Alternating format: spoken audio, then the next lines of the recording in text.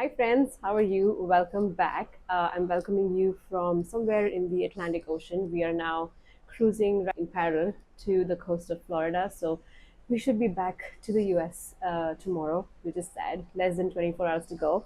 But yeah, I like to shoot like a get ready with me or some kind of video, usually when I'm on like a cruise or a vacation somewhere, just to remember. When I look at those videos, I remember the time when I was in that place, and it sparked joy. But this time, it was really hard for me to get out of bed and actually film a get ready with me video. So apologies for that.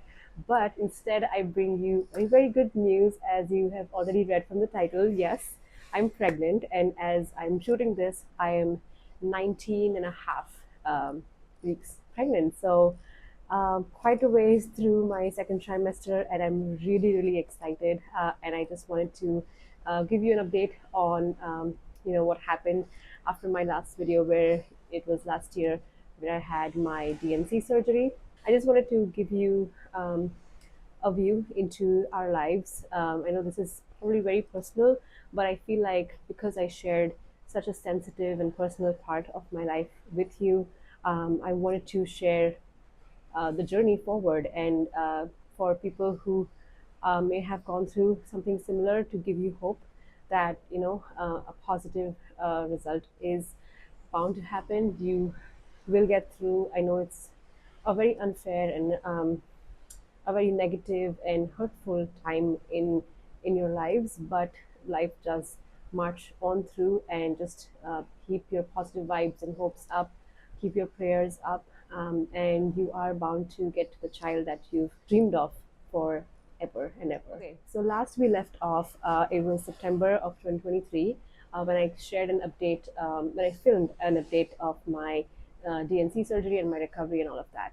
And I'm very, very thankful to a lot of you who reached out, who might have had similar experiences, or people who were just lending support and letting me know that I was in their prayers, and I and Kumar, we were in your prayers. And I'm so grateful and so thankful that you took out a moment of your lives and decided to either lend a supportive thought or supportive words. And I'm really, really grateful and thankful for that. But yeah, we left off in September, and I had my DNC surgery. And the timing of this pregnancy was just super eerie. A part of me, for some reason, was like, even though I wanted to see a pregnancy test, a positive pregnancy test, desperately, um, in any month. But when it was August, which was the same time when I got a pregnancy test last year, positive pregnancy test last year, I was like, oh my God, what if history is repeating and I get a positive pregnancy test and things don't go well? I had all these like irrational fears, but fortunately things are going well. So I just want to make a video and not like leave you hanging, to just lend you some support and walk you through how we've been doing since our last video. So, like I said, we left off in September or October, and my OB actually gave me the green light to start trying whenever I felt right. But because I suffer from PCOS, which can just mess up my ovulation, I decided to give my body a 2-month break and then actually start trying again. So during that break, we decided it was a great time to go to India. I was really aching to be with family. Yeah, getting emotional even thinking about that time. Um, I really wanted to be within family and their love and support. So the earliest we could go to India, we booked flights, and that's when we went to India for a month or so. And it was an amazing time. We had the best time ever. We spent so much time with my family, with Kumar's family. And the last time we went to India was in 2019, and that was before the pandemic. So it had been almost 5 years since we'd seen them, and things have changed. People have changed. Kids have grown up. So it was just a different time. But now, this time, last time when we went for the wedding, it was all like rush, rush. But this time, we really got to spend time together and quality time.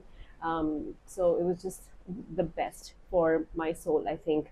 And then we got back in November, so I definitely gave my body a break in September, October, and also November, because we were just still like traveling and my cycle still hadn't, I feel, hadn't gotten really regular. So I just wanted to, give my body a break and take it easy, be ready mentally and physically, because I had also stopped working out, and also my diet and everything had gone like out of whack. So yeah, I gave myself a break, and then I actually started tracking my cycle and everything again.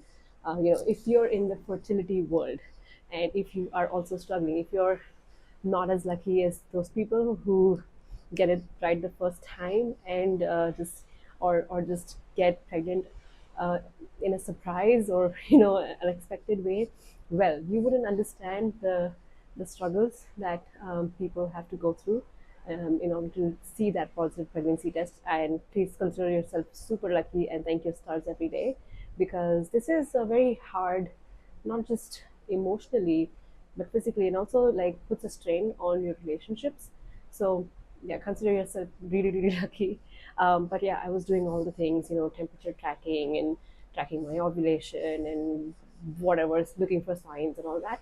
So I officially started trying. I officially started tracking my cycle in December, and that's when we actually started trying. So December, January, and then in February, I actually fell sick, and this was just a week before my ovulation, and I knew when I fell sick that the medicines and all that is gonna mess up my ovulation, and that's exactly what happened. My ovulation was delayed by a week. My cycles are anyway longer because of PCOS. It can be anywhere from 29 to 35 days. So I knew that something somewhere is gonna be out of sync. So yeah, for sure, my cycle was late, and because I didn't get a pregnant positive test in January, it was again getting very frustrating. So we thought of taking a trip to Japan, and we were like, there's not going to be a better time for just the two of us to go to Japan. It's been my dream forever to go to Japan for a vacation, and we were like, in January, we were like, if I don't get a positive pregnancy test this time, we're going to book a trip and enjoy the time. It's just going to be God's way of telling us that this has been your dream forever, so if you want to do it like to the fullest, you should go now. So by the end of January, we booked a trip to Japan and we left in March. Yeah, I still kept on tracking my cycle. So February it was late, tried, nothing happened. Then came March, and March, my cycle was so bad. I was using one of those clear blue digital things to track my ovulation, and it kept giving me a high. So there's three readings. There's like a negative, there's a high, and then there's a peak. That's when you are actually going to ovulate. So it kept giving me a high for 7 to 8 days straight in Japan.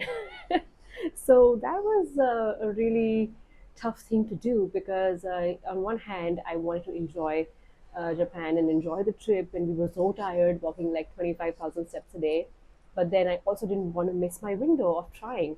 So, well, that's what you do, when you're desperate and trying for a baby. That's what you do. Whenever you get a high reading or peak reading, you go and try to have that baby. But in Japan, I feel like it's just so um, karmic. I don't know what the right word is, but I think it was just like meant to be. When we were in Japan, we went to so many temples, and I prayed so much to every every god that I could to bless us, and I I asked every god that to end this testing time that we were in, and yeah. So I think, sorry.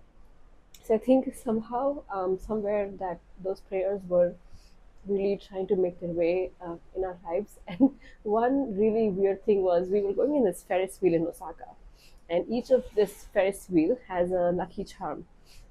And coincidentally, the lucky charm that we sat in was the one to have a baby, and it was whew, I was like, oh my god, this is the biggest sign ever. And I think at that moment, it just struck me to not try so hard. Although you want to be in control of so many things, God has a way of doing it, and you will be blessed whenever it's your time and whenever it's meant to be.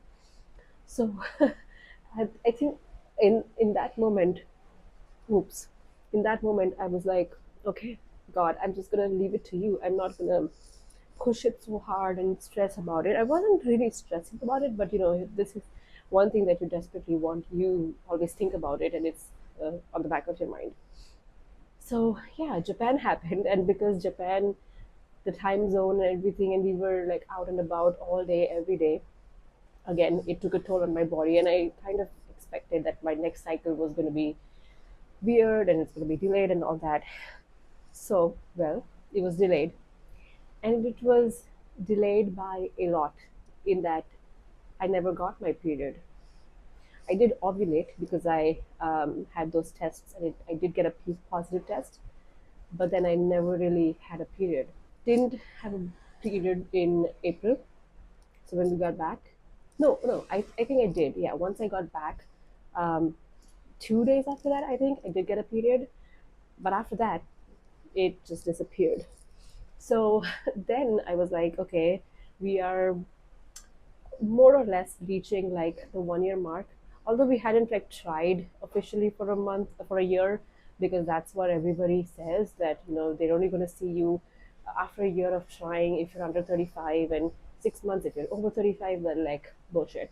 So I was like, I really wanted to get help, and I just wanted to know that after my first pregnancy, and DNC and all of that, I just wanted to know if things are fine and if there's anything I could do to push my body basically. So my insurance, or my insurance through work, covers fertility care, so which is such a great blessing. So I contacted the fertility clinic, and they set up call and everything. And this was um, in May, and I told them that I haven't gotten a cycle in almost 2 months, and they said, okay, if you don't get one in like 2 weeks or something, then we should induce your period. And because they had to do a lot of blood tests that require you to be on a certain day of your period, or your cycle. So I was like, okay, I'm not getting it. So they prescribed me a progesterone pill, which I had to take for 2 weeks. Once I took that pill, it took about a week for me to actually bleed. So yeah, once my period came in, well, I wouldn't call it a period. It was like a induced false period, I think, but whatever. Um, Day two or day three of that cycle, I had to go in and do like a bunch of blood tests. I had to do like an ultrasound, which is an invasive transvaginal ultrasound. Well, sorry for the TMI, but you're watching a fertility video, a paid video. So I'm gonna tell you the truth. So this is what happens, guys. This is what happens when your body doesn't do the thing that it's meant to do, and people go through even in more intense things to get to a baby. So yeah, we did all those tests, everything came normal. And then after that, it was also Kumar's turn to get his sperm tested. So we did that, that was normal. So then I spoke to the fertility specialist, the doctor there, and they said, okay, we can start with the least invasive procedure. And that's what I was adamant on, because most of the times when you go to these fertility clinics, especially if you have PCOS or endometriosis or any, uh, syndrome like that, they will push you to have IVF, which is very, very invasive and costs a lot of money, and it takes a lot of toll of your body. And that's not what I wanted to jump on directly. So I told my doctor that I wanted to start with the most, with the least invasive procedure that I could, or not even procedure, like method, technique that I could, and that would be to induce my ovulation using letrozole. Now, letrozole is mostly used in people who have like an ovarian or ovulation dysfunction, so their body doesn't ovulate on their own. But I knew that I was ovulating, but I was like, let's just give it a try. Letrozole sometimes can boost your body to produce more than one follicle, and that might double your chances to conceive. So the doctor was like, okay, fine, we can do that. But there was, like, again, some issue with their insurance and coverage, and like it is with most of these places, they're just not clear about so many of these things. So that plan didn't work, but I had a backup, and I called my regular gynecologist and I told them that I wanted to try letrozole because I hadn't gotten pregnant in such a long time on my own. So they were like, sure, we're going to prescribe you letrozole. And they prescribed, I think it was 5 milligrams. Like, I put it on the screen, whatever the dosage was, but I think it was either 5 or 7.5 milligrams for 5 days. And you take them from day 3 to day 7 of your menstrual cycle. And then it is supposed to induce ovulation. So I tried that. This was in July. So June went by, nothing happened because, again, I was having those tests and all that. And then when July rolled around, I took letrozole. It didn't really do much to my ovulation. I think, I'd read that taking letrozole can actually um, bring your ovulation day a little earlier. So my ovulation day was anywhere from day 17 to 19, but nothing changed about that. I was expecting my ovulation to come anywhere from like 12 to 16 days maybe, but that didn't happen. So I was like, okay, I guess letrozole didn't work. And I ovulated on day 19 like I usually did. But again, like you do, when you get a high positive reading on your ovulation test, you go ahead and try. But I don't know, like, because my ovulation didn't really come on an earlier day, I didn't really have any hopes that this cycle was going to work. So I was in the process of going through IUI, which is intrauterine insemination, where they physically put sperm in you, in your uterus, actually. So your sperm doesn't have to swim through your vagina and cervix and all of that. They'll just wash the sperm, so only the best ones and the swimmers, the best swimmers actually come in the sample, and then they put put that sample in you, and they also monitor your follicles during your entire cycle. So I was getting ready for IUI. I was like a day away from actually signing the financial paperwork to go through IUI because I didn't have hopes. And I think that was something that worked this time. I don't know. I wasn't really thinking about the current cycle working. I wasn't really stressing about anything else. I was just like, I didn't really have hopes on the current cycle, and I was preparing myself to just go through IUI and seeing how that turned out. So August rolled around, and my cycle was supposed to return like 4th or 5th August. And in the back of my mind, I was like, well, if this turns out to be positive, it's going to be during the same time as last year. And it was making me nervous, thinking, history might repeat itself, and thinking all the negative things. Your mind always goes to the negative things. But I also wanted to see a positive sign, whatever time of the year it was. I was so desperate about it. So Saturday rolled around, and this is how unprepared I was, how unexpecting I was of this cycle to work. So Saturday rolls around. I have maybe one measly cheap pregnancy test. It's like a 50-cent test from Amazon. And I didn't realize that it had expired. Well, so I got up on Saturday. I couldn't sleep the whole night. I'm going to talk about my symptoms and my signs that I had before I actually tested positive. So I'm going to do that in the next video. But I I didn't get the signs and symptoms of an impending period that I usually do, and because I've been tracking so many things, I'm so in sync with my body that I sort of had an idea that this might be a positive, but I just didn't want to get my hopes up too high. So Saturday rolls around. I use this cheap, measly pregnancy stick that I have, like a small strip thing from Amazon, and I tested like super early at like 5:30 in the morning, or maybe it was like 4:30, and it gives me a really really faint line. And Kumar was asleep, and I just couldn't. My eyes were barely open, but I didn't want to miss that first pee that you are supposed to take your pregnancy test with. So I just took a test, Um, and then I saw a faint line, but then I wasn't sure if it was really a line.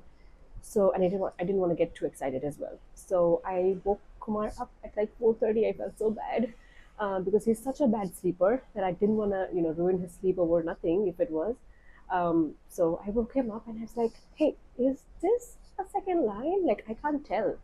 And he's like, "I think so." So we were like, "Okay." And then he's like, "Do you have a better test?" And I was like, "No, I don't have a better test." Because I am not one of those people who constantly tests. I think it just causes me a lot of stress. So I would only test if I missed a period, basically. But I didn't have any more tests, not even the cheap kind. So we were like, okay, what store is going to open? And it was Walmart, which was going to open at 6 o'clock. And we were like, okay, we have like an hour and a half to go. I guess we will sleep, but you're not going to get sleep with that information. So I was like, okay, I'm just going to lie down. And then 6 o'clock rolls around, and we were like, okay, let's go to Walmart and buy, a digital test and also the early response, the first response kind of tests. So went to Walmart, bought a couple tests, but now to test, it's not the first morning pee. So I was like, well, I'm still gonna go and test. What the hell? It had been 2 hours since I peed last and drank water. Well, actually, 3 hours because I came back at like 7:30.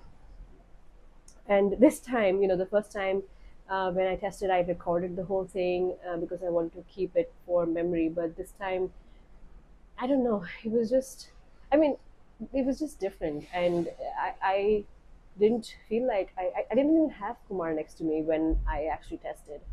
So I took the digital pregnancy test, which says pregnant or not pregnant.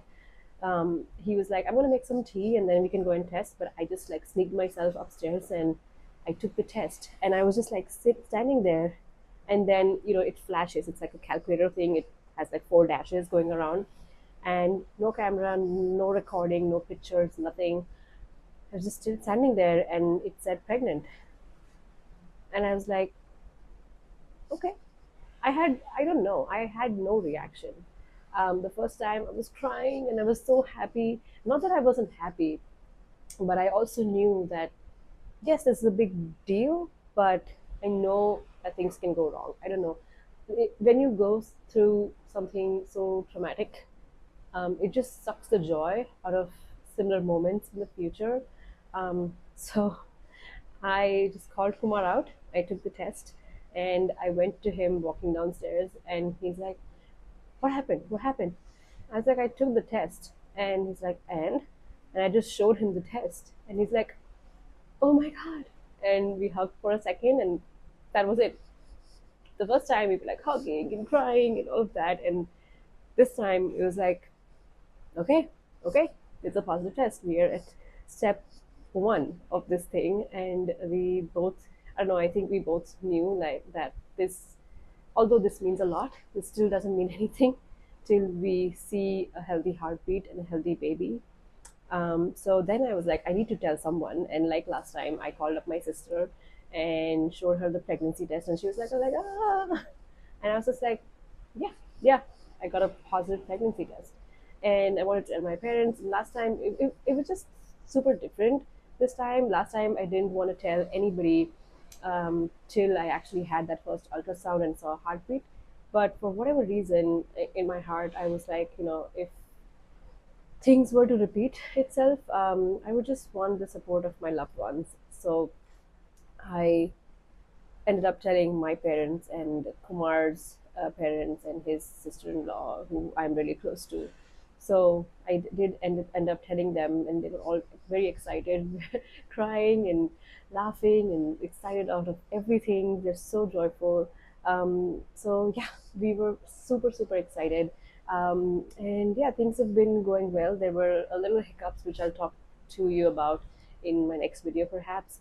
And yeah, we thought that we had lost the baby and things were happening again, but God has kept His blessing hands over us, and I'm so thankful that things are really going well and uneventful, and that's why we're actually on our baby moon right now, um, celebrating this little bean. And we are again both so excited, our family's excited, almost halfway through this pregnancy, and can't wait to hold this little baby in my arms. And I'm just, yeah, super thankful and super grateful that I am at the stage of this pregnancy where I am. So, yeah, I'm going to end this video. I think it's been pretty long. I'm going to talk to you more about the symptoms that I had before I found out that I was pregnant, before the positive pregnancy test. And also, I've been keeping a pretty good log of my symptoms for each week um, of this pregnancy. So I'll give you an update on that if you're curious about what a woman goes through while she's pregnant, on the symptoms and signs. So stay tuned for the next video. But thank you so much for listening. I hope this video gives you strength if you are struggling in your fertility journey. I am always here to talk to you if you want to talk and just pick my brain about something or share your frustration, because I truly understand what it's like to go through and just wait for your turn. So, yeah, thanks again for sticking around. Thanks again for all your kind comments and messages throughout this last year. And yeah, I will see you in my next one. Bye.